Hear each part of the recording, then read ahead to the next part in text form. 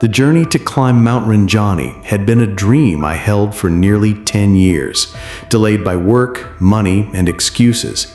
But in the summer of 2018, I finally made it real. I gathered 3 close friends, Raka, Dito, and Bayu, and we committed to a 4-day trek through the Sonaran route on Lombok. We spent weeks preparing, checking gear, packing food, and studying maps. The morning we started was golden, with sunlight cutting through the mist as we stepped onto the trail. Our backpacks heavy, but our spirits higher. The air was thick with the scent of wet soil and wild herbs. Birds called from the trees, and a distant river hummed below. The first day was tough, climbing through dense jungle with steep sections and narrow paths, but every break offered a new view of the valley, reminding us why we came. By pause 3, we were exhausted, yet laughter still filled the camp. That night, under a sky full of stars, I felt both small and deeply connected to something greater. A quiet anticipation settled in, as if the mountain already knew we were coming. We woke at 11 p.m. for the summit push, knowing the hardest part lay ahead. The trail from Senaru to Plawangan Tunjan is steep, rocky, and dangerous in the dark. We wore every layer, turned on our headlamps, and began the slow climb. The path was covered in loose volcanic scree that shifted under our boots, forcing us to move carefully. The air grew colder with every step, and our breath formed clouds in the still night. We took breaks every 30 minutes to drink water, eat snacks, and study maps. Around 2 a.m., Dito slipped on a wet rock and twisted his ankle. We stopped, cleaned the wound, wrapped it tightly, and debated turning back. But he insisted on continuing, saying he would not quit after coming so far. So we slowed down, helped him when needed, and pressed on. The final ascent was brutal, with near vertical sections requiring us to use our hands. By 5 a.m., we reached the summit ridge, collapsing in silence. The view of Sagara Anak Lake below was breathtaking. Sunrise was near, and we had made it, or so we thought. It was just after 5:30 a.m. when we first saw him. An old man sitting cross-legged on a flat stone near the peak, facing the rising sun. He wore a simple, white robe made of coarse cotton, not the kind of clothing used by modern climbers. His feet were bare, yet he showed no sign of cold or discomfort. He held a wooden staff across his lap, carved with strange symbols we could not recognize. His hair was long, silver white, neatly tied back, and his face was lined with age, but calm, almost peaceful. What struck us most was how out of place he seemed. No backpack, no shoes, no gear of any kind, nothing that suggested he climbed the same path we did. We approached slowly, not wanting to disturb him. When Raka said Salamat Pagi, the man turned and smiled gently. His voice was soft but clear, cutting through the wind effortlessly. He spoke fluent Indonesian, asked where we were from and how the climb had been. We answered nervously, still confused by his presence. He listened with quiet focus, then said, "The mountain rewards those who come with respect." His words felt heavier than they should have, and when Bayu asked how long he had been there, he replied, "Longer than you have been alive," then added, "I do not descend. I belong here." A chill ran through us, but we said nothing. We decided to take a photo with him, thinking it would be a special memory. Raka took out his camera, and we stood in front of the man, smiling. He remained seated, gesturing for us to stand in front. As the photo was taken, a thick fog rolled in from the caldera, swallowing the summit in seconds. Visibility dropped to less than 10 feet. We huddled together, worried about balance and wind. After about a minute, the fog lifted as suddenly as it came. When the view cleared, the stone was empty. No footprints, no marks, no sign anyone had been there. We stared in silence. Raka checked the camera. The photo showed all 4 of us with the man clearly visible, solid and real, but around us there was no trace of him. We called out, searched nearby, but found nothing. The path down was exposed and steep. There was no way he could have vanished so fast, especially barefoot and without gear. We were shaken, not by fear, but by a deep sense of confusion, as if reality had shifted slightly. We packed quickly, our earlier joy replaced by quiet tension. The descent felt different, as if the mountain was now watching us with silent awareness. By the time we reached Sanaru later that day, we were tired but full of questions. We told our guide Pak Joko, a man in his 50s who had led many Rinjani climbs. He listened without surprise, his face calm. When we finished, he nodded and said, "That man was not lost. He was waiting." We asked what he meant. He explained that local Sussex people believe certain spirits or ancestral guardians live on Rinjani, especially near the summit, where the world feels thin. Some appear as old hermits or travelers who vanish without a trace. He said such encounters are tests, not of strength, but of spirit. If you treated him with respect, then you passed. We did not know if we should believe him, but the photo remained, clear and unchanged. None of us have deleted it. Over the years, we've tried to explain it. Altitude, exhaustion, hallucination, but none account for the fog, the lack of footprints, or his bare feet on cold rock. Something changed in me that day. I no longer see mountains as just rock and soil. I see them as places where mystery and silence hold power. Mount Rinjani did not just challenge my body, it touched something deeper. And I carry that moment like a quiet truth. In the weeks after the climb, I kept returning to that moment on the summit, not with fear, but with a quiet obsession. I replayed every detail: the man's voice, the sudden fog, the way he sat so still on the cold stone. I tried to explain it logically. Maybe he was a local elder who knew hidden trails. Maybe we were disoriented from exhaustion and altitude. But none of these answers felt complete.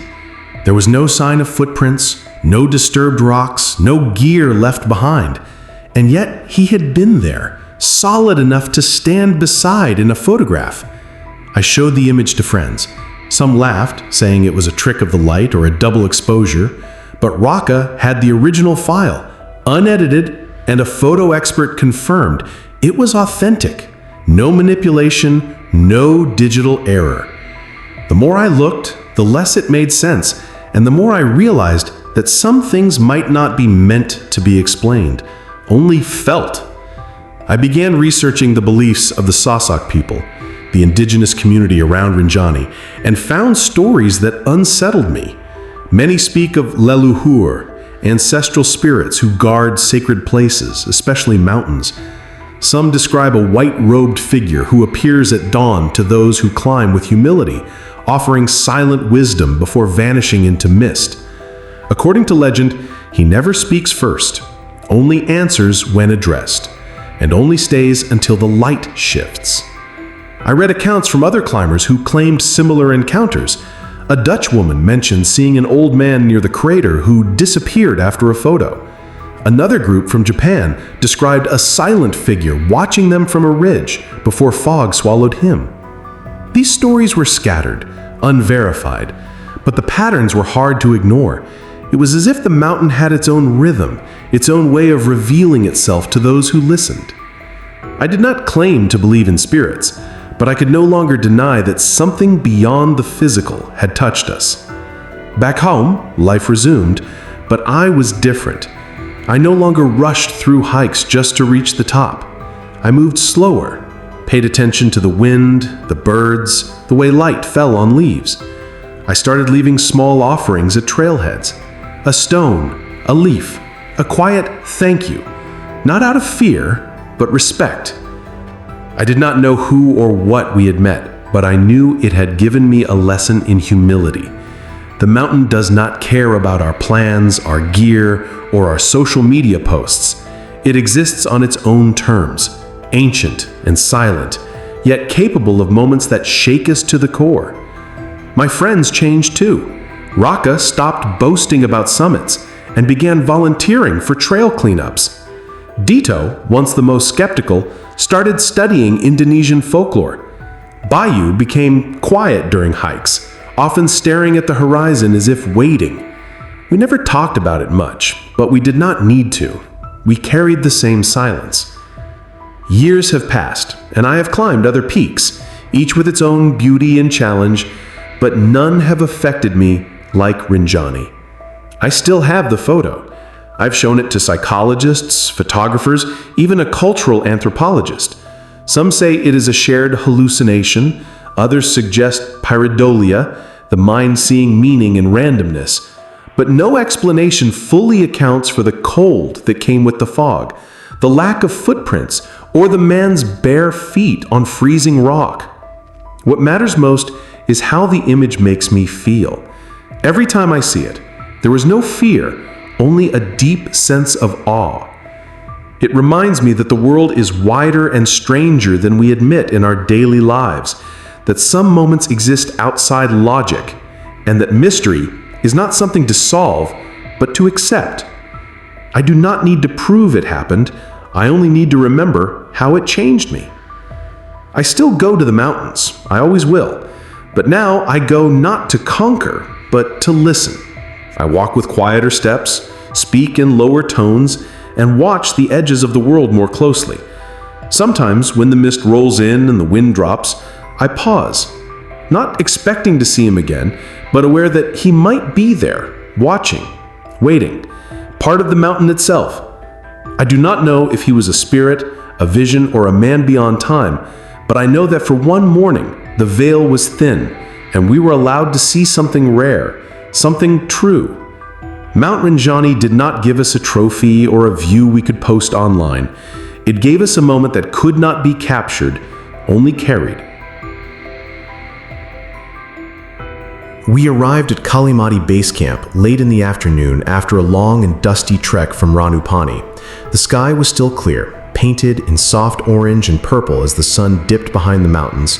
We set up our tent near a cluster of other climbers, choosing a spot that looked flat and sheltered between two large rocks. It was a two-person dome tent, bright orange, sturdy, or so we thought.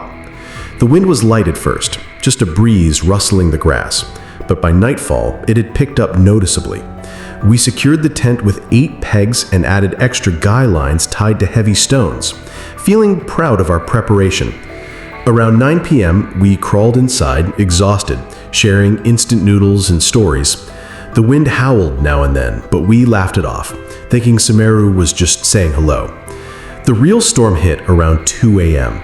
We were half asleep when a sudden gust slammed into the tent with terrifying force. The fabric snapped violently. One side lifted off the ground and the whole structure began to shake. I reached for the zipper just as another blast hit, this time tearing one of the main guy lines from a rock. The tent started flapping like a sail, threatening to collapse or fly. I shouted to my friend Rian to hold the inner mesh while I grabbed the corner. But the wind was relentless, pulling, twisting, trying to rip it apart. We could hear other tents creaking and flapping around us, some already collapsing. The cold night air rushed in and rain began to seep through the seams. It was chaos. We were disoriented, half blind in the dark, fighting to keep our shelter from vanishing into the void. We knew we had to act fast. If the tent tore or flew, we'd be exposed to freezing temperatures and wind at nearly 3,600 meters. I unzipped the door and crawled out, immediately hit by a wall of wind so strong it nearly knocked me over. Rian followed, clutching a spare peg. We both grabbed the lifting corner and pressed our bodies against it, using our weight to pin it down. But the wind kept pulling, threatening to drag us both across the rocky ground. Nearby climbers saw us struggling and rushed over. 2 Belgians and a local guide helped us secure new lines, anchoring them to boulders and even their own backpacks. We added 5 more pegs, hammered deep into the soil, and wrapped ropes around every available rock. It took nearly 20 minutes of desperate teamwork, but finally, the tent stopped moving. We were soaked, shivering, and bruised, but safe. Once the tent was stable, we crawled back inside, too wired to sleep. The wind still roared, but now it felt more distant, like a beast that had been tamed. We sat in silence, sipping hot tea from a thermos. our hands trembling, not just from cold, but from adrenaline. We talked about how close we'd come to losing everything: our sleeping bags, electronics, even our boots. If the tent had flown, recovery would have been impossible in that terrain. Other groups weren't as lucky. We heard later that 3 tents were completely lost that night, blown down the slope toward Jonggring Siloko. One even landed near the crater rim. We felt guilty for surviving unscathed, but also deeply grateful for the help we received. It was a reminder that on the mountain, survival isn't just about gear, it's about people. That night changed how I pack and prepare for high-altitude treks. I now carry extra pegs, reinforced guy lines, and always check the weather forecast twice, even if the sky looks clear. Semeru taught me that conditions can shift in minutes, especially at that elevation, where the wind doesn't just blow, it attacks. I also learned the value of community. Strangers who become allies in seconds, people who risk their own safety to help you in the dark. We never got the names of the Belgians or the guide, but I remember their faces, their calm under pressure, their strength. When I tell this story, I don't focus on the near disaster. I focus on the hands that held the ropes with us, on the voices shouting over the wind, telling us to hold on because help was coming. In the days after the storm, we continued our climb to the summit of Mount Semeru. The wind had calmed, but my nerves were still on edge. Every gust made me check the tent lines. Even during the day, I kept a spare peg in my pocket, a habit I still have. The sunrise at Jonggring Siloko was stunning, golden light spilling over the clouds, but I could not fully enjoy it. My mind kept returning to that night, the sound of the fabric tearing, the fear of being left exposed at that altitude. We took photos, stood at the edge, but the victory felt quieter than expected. It was not just a summit, it was survival, and that changed the way I saw every step, every breath, every decision on the mountain. I later learned that Semeru is known for its unpredictable weather, especially during the dry season when thermal shifts create violent wind bursts at night. The area around Kalimati sits on an open plateau with no natural windbreaks, making it a magnet for storms. Many new climbers underestimate it, thinking clear skies mean safety, but the mountain does not follow human logic. I met a ranger who told me they record over a dozen lost tents each year, mostly during July and August, peak season. He said the real danger is not the cold or the altitude, it is complacency, believing your gear is enough, when in truth, preparation and awareness matter more. That conversation stayed with me, shaping how I plan every climb since. Back home, I shared the story with other hikers. Some laughed, saying we must have set up wrong, but experienced mountaineers nodded, recognizing the signs. One told me about a similar night on Kilimanjaro, another on Aconcagua, where tents flew like kites. They all agreed no tent is safe unless it is anchored like it matters, because on the mountain, it does. I started carrying a lightweight tarp as a backup, along with 10 pegs instead of 6. And I always arrive at campsites early to choose the best spot, not just for comfort, but for protection. I also teach these lessons to new climbers, not to scare them, but to respect the forces they cannot see. That night also deepened my trust in human connection, in the instinct to help others in crisis. We were strangers to those Belgians and the guide, yet they ran into the storm without hesitation, risking their own shelter to save ours. I often wonder what would have happened if no one had come, if we had been alone. Could we have held on? Would we have survived? I do not know, but I know I would do the same for someone else now without thinking. The mountain strips away pretense, leaving only instinct and kindness. And in that moment, we were not tourists or foreigners, we were just people fighting the same wind. To this day, I keep a small piece of the torn guy line in my backpack, tied around my compass. It is faded and frayed, but it reminds me of how fragile safety can be and how strong people can be when it counts. I still climb, I still love the heights, the silence, the view, but I go with more humility, more caution, and more gratitude. Semeru did not just test my gear, it tested my spirit, and taught me that surviving the night is just as important as reaching the summit. The wind may have tried to take our tent, but it gave us something deeper, a memory forged in chaos, held together by rope, rock, and the hands of strangers. We started the hike to Mount Gede early in the morning from the Chibotas Gate. The air was cool, and the trail was wet from overnight rain. My two friends, Adi and Echo, walked ahead, joking and taking photos, while I brought up the rear, checking the map on my phone. The path was clear at first, marked with white paint on rocks and wooden signs. But after Pas 2, the fog rolled in fast, turning the forest into a gray maze. Visibility dropped to less than 10 meters, and the trail began to split in confusing directions. I tried to call out to the others, but my voice was swallowed by the mist. I caught up and we agreed to slow down, but none of us noticed that we had taken a left fork that wasn't on the official map. By the time we realized we were off track, we were deep in a quiet part of the forest, where the trees grew closer and the undergrowth was thick. The GPS on my phone died suddenly. The battery drained despite being fully charged that morning. We tried restarting it, but it wouldn't turn on. No signal, no power, nothing. We had a paper map, but the landmarks didn't match. No trail markers, no familiar rocks, just moss-covered trees and the sound of dripping water. We walked for nearly an hour, hoping to reconnect with the main path, but every turn looked the same. The silence was heavy, broken only by distant bird calls that sounded too sharp, too deliberate. Adi joked that we were being watched, but his laugh was forced. We were lost, and we knew it. The sun was setting, and the temperature was dropping fast.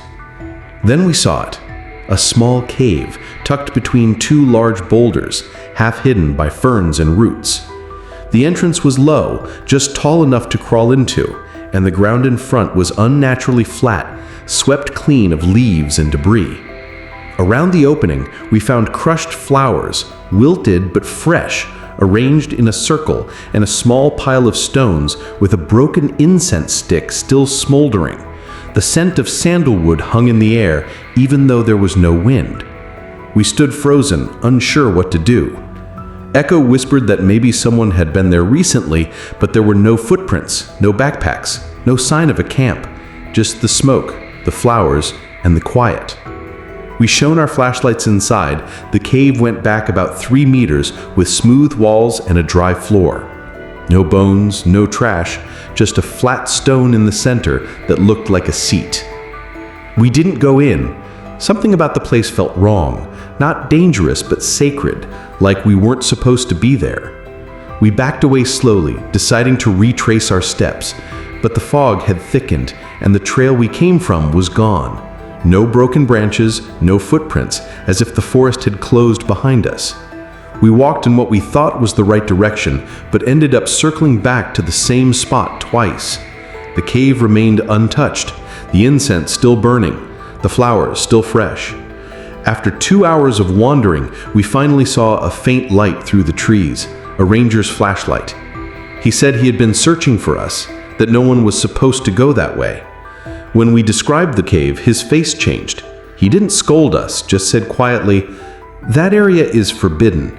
Some places remember those who enter, and we should be grateful we came back." That night at the ranger post, we tried to rationalize everything. Maybe the GPS died from moisture. Maybe the incense was left by a local ritual. Maybe we just got disoriented. But none of it explained why the flowers didn't wilt, why the smoke stayed in one place despite the breeze, or why we kept returning to the same spot.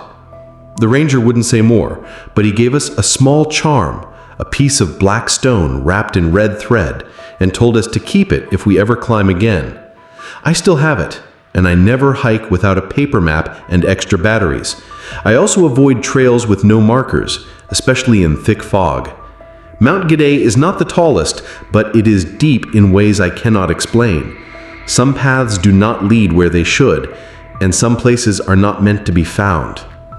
I climbed it again years later, but I never saw the cave, and I do not want to. After we returned from the mountain, I couldn't stop thinking about the cave, not because I was afraid, but because everything about it felt deliberate. The arranged flowers, the burning incense, the flat stone inside like a seat meant for someone. No animal tracks, no signs of weathering, as if time moved differently there. I showed the photos we took from a distance to a friend who studies Javanese folklore. He looked at them quietly, then said, "Some places in the high forests are considered anchor, spiritually dense, where unseen beings maintain balance." He told me of similar sites on Mount Lawu and Slamet, where hikers report finding small altars, fresh offerings, and paths that loop endlessly. He said these are not hallucinations, but warnings, signs that you have stepped into a realm that does not welcome intrusion. I started reading about traditional Sundanese and Javanese beliefs regarding sacred forests and mountain spirits. Many communities believe certain areas are guarded by unseen forces, not to harm people, but to protect the balance of nature. Entering without respect can lead to disorientation, illness, or being led in circles until you leave or learn humility. The act of leaving offerings is not worship, but acknowledgement, a way of saying, "I am passing through, not taking, not disturbing." I realized that by simply standing there and staring, we had already broken the unspoken rule. We observed, but did not honor, and the mountain responded not with violence, but with silence, confusion, and return. It did not trap us. It made sure we knew we did not belong. Adi and Echo rarely speak of that day, not because they deny it, but because the memory feels too heavy to repeat. Echo stopped climbing altogether, saying, "Some truths are better left untouched." Adi now always carries a small offering, a pinch of rice or a flower, which he leaves quietly at trailheads. He says it is not fear, but respect. I do the same, not as ritual, but as reminder. The world is full of places that do not fit our maps, where logic stumbles and instinct takes over.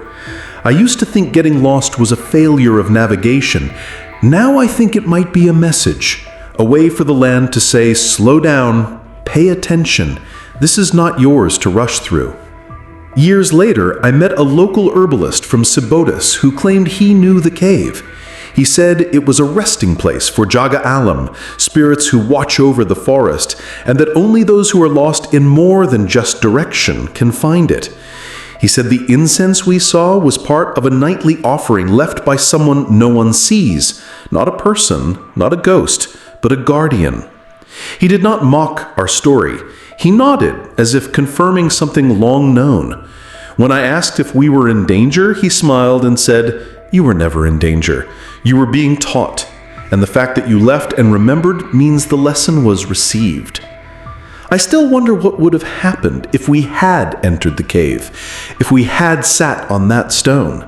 But I know, deep down, some doors are not meant to be opened. To this day, I carry that experience like a quiet weight. It does not haunt me, but it shapes how I move through wild places. I listen more, speak less. I check my gear, yes, but I also check my intention. I climb not to conquer, but to pass through with care. Mount Gidey did not scare me with storms or heights. It showed me that some mysteries are not hidden, they are protected. And the forest knows who walks lightly and who walks loudly. I still hike. I still get lost sometimes, but now I do not panic. I pause, breathe, and wait, because getting lost might not be a mistake. It might be the mountain reminding you that you are not in charge, and that is exactly how it should be. We started the climb to Mount Prau early from Dieng, The morning fog hung low over the meadows, turning the grass into a sea of silver. The trail was soft underfoot, lined with wildflowers and the occasional wooden marker. I was with 3 friends, Ari, Bhima, and Raka. All of us tired from work and craving silence. Prau was perfect for that, known for its sunrise views and gentle slopes. We joked about sleeping in the open field instead of tents, dreaming of starlit skies and warm campfires. By midday, the weather was clear, the wind mild, and the path easy. We felt relaxed, almost too relaxed, as if the mountain had lulled us into comfort. But comfort on a mountain is never permanent, and ours was about to be tested in the quietest way. It was at Post 1 where we first saw him, a thin brown dog sitting alone near a cluster of rocks. His fur matted but clean, eyes sharp and calm. He didn't beg, didn't bark, just watched us as we passed. We gave him some leftover rice and a piece of chicken, expecting him to eat and run, but he didn't. He followed us, not closely, just a few meters behind, like a silent companion. We tried to shoo him gently, thinking he'd turn back, but he kept coming, through the steep section, across the wooden bridges. Even when the wind picked up, he stayed, his paws steady on the muddy path. By pause 2, we stopped arguing and accepted it. He was with us now. We named him Semangat because he never slowed down, no matter how tired we were. When we reached the summit area, we set up camp near a flat ridge with a view of the entire Dieng Plateau. The sun was setting, painting the sky in deep red and purple, and Semangat curled up beside our tent. Not too close, not too far, just there. We fed him properly, boiled some water, and shared stories, but every now and then I'd look up and see him sitting alone, facing the horizon, still as a statue, watching something we couldn't see. That night, the wind howled and the temperature dropped. We zipped ourselves in, but in the middle of the night, I opened the tent to check the guy lines and saw him still awake, standing guard, ears alert, as if listening to the mountain breathe. I whispered thank you, not knowing why, but feeling it deeply. He turned, looked at me, then went back to watching. At sunrise, we climbed the small ridge for the famous view, layers of mist filling the valley, peaks rising like islands, the sky burning gold. We took photos, laughed, hugged, but when we returned to camp, Semangat was gone. No paw prints in the dew, no disturbed grass, no trace he had ever been there. We called his name, searched around, but nothing. It was as if he had vanished into the light. Later, a local guide passing by asked if we'd seen a brown dog. We described him, and he smiled, saying, "That one comes and goes. He only walks with those who need protection." We didn't ask more. We didn't need to. The moment felt too complete for questions. We packed in silence, each of us carrying a quiet truth, that we hadn't just found a dog, we'd been chosen by one. Even now, years later, I think about Semangat, not as a stray, but as something else, a presence, a guardian, a quiet spirit of the high meadows. I've climbed Pra twice since, hoping to see him again, but I never have. And somehow, I'm not disappointed. Some beings are not meant to be claimed or followed. They appear when needed and leave when the lesson is learned. I still talk to animals on trails now, not just dogs, but birds, lizards, even the wind. Not expecting answers, but offering respect. Because on that cold morning, a nameless dog walked with us, guarded us, and disappeared without a trace. And in doing so, taught me that kindness moves in silence, and protection does not always wear a face we recognize. After we left Mount Prau that morning, none of us spoke much during the descent. The silence between us was not empty. It was full of thought, of things felt but not named. We replayed every moment with the dog, the way he walked without tiring, how he sat alone at night, watching the dark like he knew something we did not. Bhima said he felt safer with him nearby, not because he was big or loud, but because his presence was steady, like a quiet promise. Adi admitted he cried during sunrise, not from the view, but from the sudden realization that the dog had been there for us, not for food or shelter, but as if we were the ones being looked after. We had come to the mountain seeking peace, and it sent a guardian in the shape of a stray. Back in the city, life resumed, but something had shifted. I started noticing animals more, not just pets, but strays on the street, birds on power lines, even insects in the corners of my room. I no longer shooed them away. I watched, sometimes left crumbs or water, not out of pity, but respect. I began to wonder how many silent companions pass through our lives unnoticed, how many offer protection without asking for anything in return. I also stopped seeing mountains as just destinations. I now see them as living spaces, not just rock and soil, but places where other beings move with purpose, where animals are not lost, but present for reasons we do not always understand. Samangit taught me that connection does not require words, only awareness. I later met a local from Dieng who grew up near the mountain. He listened as I told the story, then said quietly, "Dogs like that appear from time to time. They do not belong to anyone, but they belong to the land." He said elders call them Penjagat Jalur, path guardians, believed to walk with climbers who carry good hearts, especially those in need of comfort or protection. He said they never beg, never cause trouble, and always disappear before the descent. I asked if anyone had ever followed one. He shook his head, saying, "Those who try never return the same.